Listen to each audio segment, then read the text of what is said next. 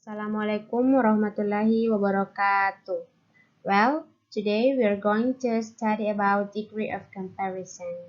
So, what is degree of comparison? So, let's check it out together. What is degree of comparison? Jadi, apa itu degree of comparison? Um, jadi, degree of comparison itu adalah kata sifat atau adjektif atau kata keterangan adverb untuk menunjukkan perbandingan. Nah, jadi ada 3 macam degree of comparison atau tingkatannya. Ada yang dinamakan positif atau setara, ada komparatif atau perbandingan, dan ada superlatif atau tingkatan yang paling atas, yang paling.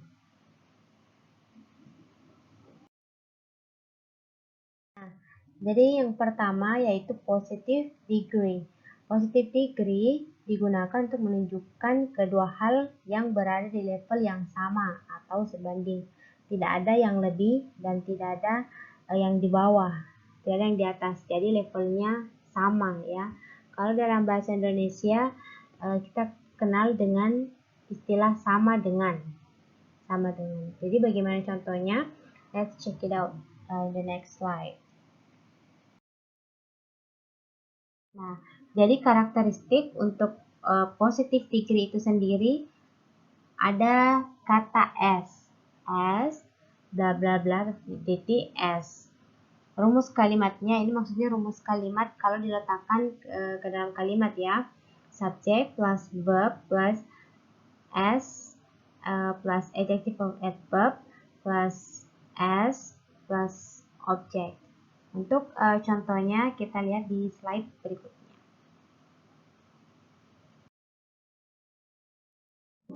So this is the example of positive degree. Jadi ini yang saya berikan warna kuning, ini adalah contoh positive degree atau kata sifat atau kata keterangan yang berada di level yang sama. Seperti I'm as tall as him. I'm as tall as him. Saya sama tingginya dengan dia. Jadi saya dan dia tingginya sama, tidak ada yang lebih tinggi dan tidak ada yang pendek. Itu maksudnya. And then the second is I want to be as beautiful as my mother. Saya ingin secantik ibu saya. As beautiful as. Jadi dia punya keinginan untuk memiliki rupa atau wajah yang sama dengan ibunya, kecantikannya. Okay, the last sentence, Lia is as smart as Indah in math. As smart as. Jadi dia sepandai Indah dalam mata pelajaran matematika. Tidak ada yang lebih pandai. Jadi kemampuan atau kecerdasan dia sama dengan kecerdasan Indah, itu maksudnya. Jadi S terus di tengahnya itu kata sifat atau kata keterangan, terus ditambah lagi S. We move to the comparative degree. Jadi comparative degree digunakan untuk membandingkan sesuatu yang memiliki sifat yang lebih dibanding hal lainnya. Nah, jadi di sini maksudnya compare, kita masuk ke perbandingan ya. Jadi ada yang lebihnya bagaimana nanti kita lihat ya. Nah, salah satu karakternya untuk comparative degree yaitu ditambahkan er di belakang kata sifat atau kata keterangan, atau more di depan kata sifat. Untuk contohnya, let's check it out in the next slide. Nah, untuk lebih jelasnya, penambahan er digunakan untuk kata yang berjumlah 2 suku kata. For example, kata happy. Happy terdiri dari 2 suku kata, happy. Ya, itu maksudnya ya, 2 suku kata. Jadi, kalau ditambahkan er di belakangnya, untuk kata happy, y dicoret diganti menjadi i. Nah, jadi hasilnya happier. Big menjadi bigger. Jadi G-nya itu di double ya, double G, bigger. And then kalau yang penggunaan more, tadi kan sebelumnya sudah saya jelaskan, Ciri-ciri comparative degree yaitu penambahan er di belakang kata sifat dan more di depan kata sifat. Untuk penambahan more, khusus kata yang lebih dari 2 suku kata. For example, beautiful, beautiful. Gitu. Ada 3 suku kata. Jadi ini tidak cocok kalau ditambah er. Jadi tiada dikatakan beautifuler, tapi more beautiful, lebih cantik. Expensive, expensive. Menjadi more expensive, lebih mahal. My shirt is more expensive than yours. Bajuku lebih mahal daripada bajumu. Itu maksudnya. More beautiful, lebih cantik. Happier, lebih bahagia. Bigger, lebih besar. Ini adalah formula atau rumusnya penggunaan comparative degree di kalimat ya.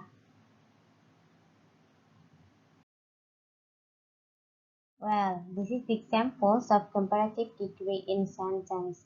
Jadi ini contoh penggunaan comparative degree di dalam kalimat. Contohnya, the blue bag is bigger than the green bag.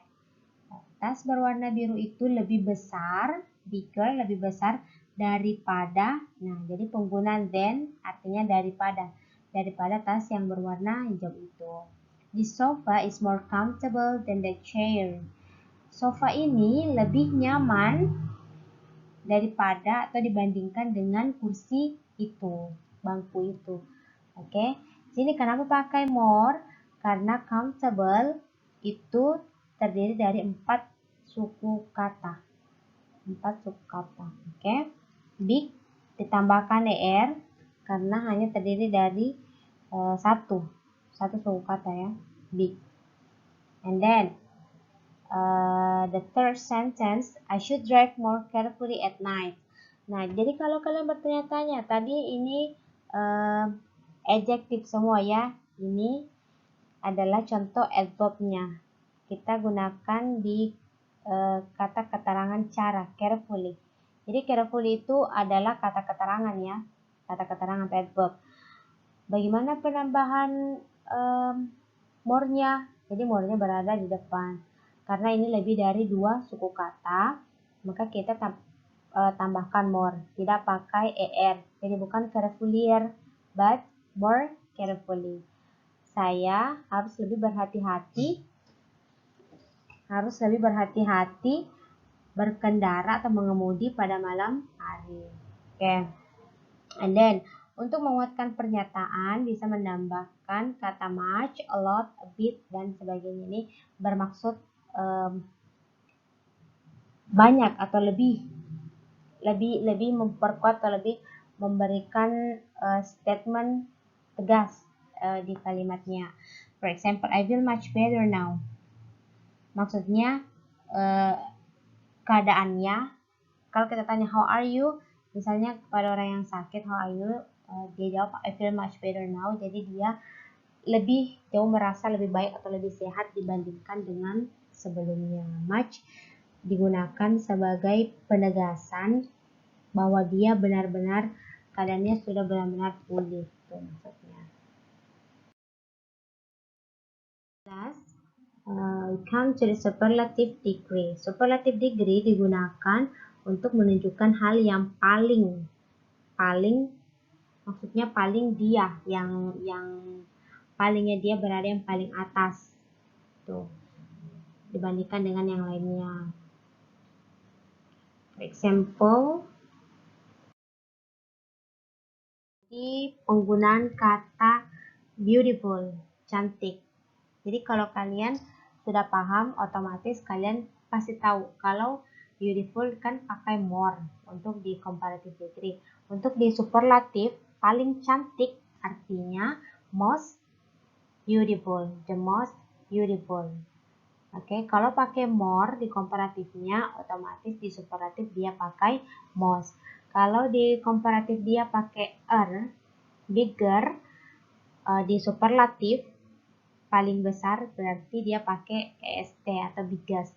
Nah, salah satu ciri-ciri dari superlatif degree itu sendiri adalah penggunaan est, est di akhir kata sifat atau kata keterangan, dan penggunaan most di awal kata. Aturannya tetap sama, est digunakan untuk kata sifat dengan 2 suku kata atau satu suku kata, sementara most digunakan untuk 3 atau lebih suku kata, seperti dalam kata beautiful dan expensive tadi. Oke?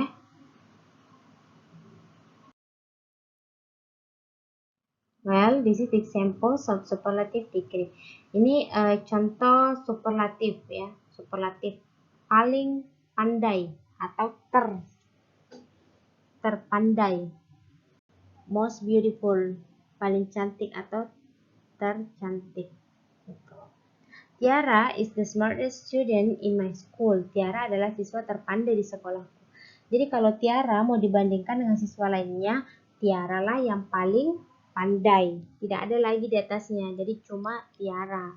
Ini adalah penanda est, ini adalah penanda superlatif paling. And then the second sentence, Khalifa Burj is the highest building in the world.